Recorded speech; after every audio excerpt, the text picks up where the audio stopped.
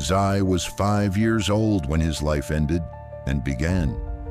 He had no memory of his parents, just the sharp burn of smoke in his lungs, the distant shouting, and the way the emergency lights flickered as explosions rocked the mining colony. Someone, maybe his mother, shoved him into a maintenance tube and sealed the door behind him. That was the last thing he remembered before everything went silent. He walked alone for a long time after that. Dust clung to his skin.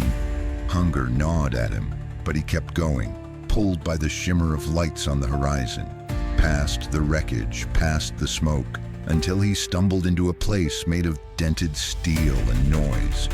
The Crossbay Tavern.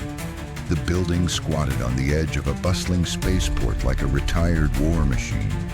Ships came and went in the sky above it, but the tavern remained unchanged, patched together from old starship panels and cracked stone as if daring the universe to forget it.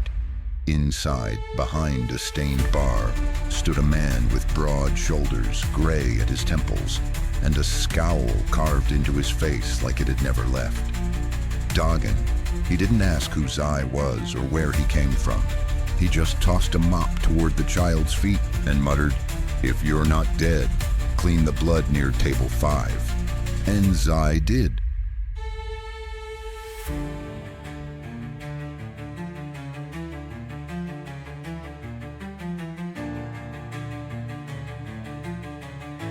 The years rolled forward like an engine warming to life. Zai learned fast, quiet, observant, always watching. Doggin never offered praise, just more tasks, more drills. He ran the tavern like a battlefield. Every table, every meal, every coin mattered, and he trained Zai the same way, not with blasters like most of the rough types who passed through. Doggin believed in older ways, steel, precision, awareness. Zai learned how to move, how to read a fight, how to deflect a strike instead of meeting it head on. And late at night, when no one was around, Doggin would mutter strange words under his breath, and Zai would feel the shift, the pull of something beneath the surface, magic or something like it. But Doggin never explained, never boasted.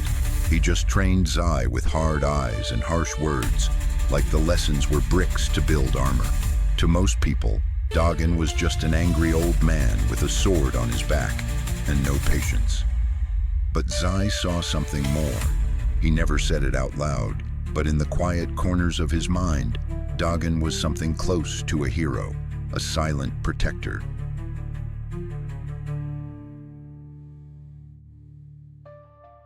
Zai loved the tavern in his own way, not the people or the noise, but the ships.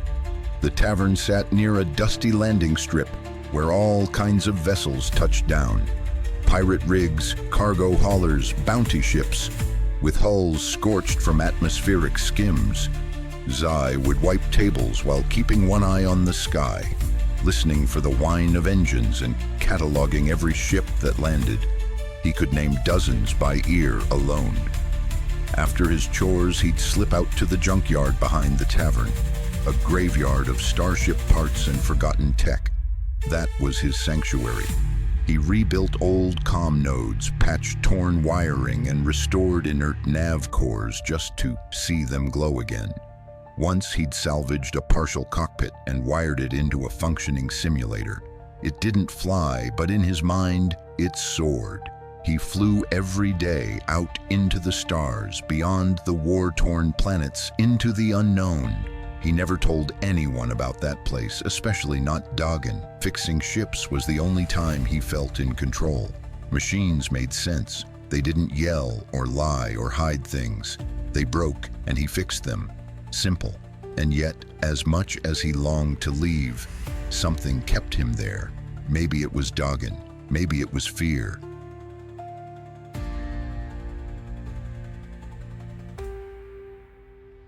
Zai turned 16 on a rainy day. Not that birthdays meant anything. Doggin didn't even acknowledge it. They trained like usual, harder than normal actually. Zai ended up with bruised ribs and a split lip. Doggin just grunted, "You're still too soft," before throwing him a rag for the blood. Afterward, Zai replaced a heating coil in the kitchen and rewired a broken drink dispenser. He spent the rest of the afternoon in the junkyard, silently repairing a fragmented grav lift stabilizer. His fingers moved on instinct, even as his mind drifted toward the stars again. He wanted more. He just didn't know what more looked like yet. That night, the tavern was quiet. Storm clouds had chased off most of the regulars. The air buzzed with distant thunder, and the old lights flickered with every shake of the wind. Zai stood behind the bar, polishing a clean glass just to feel useful. Then the door exploded open.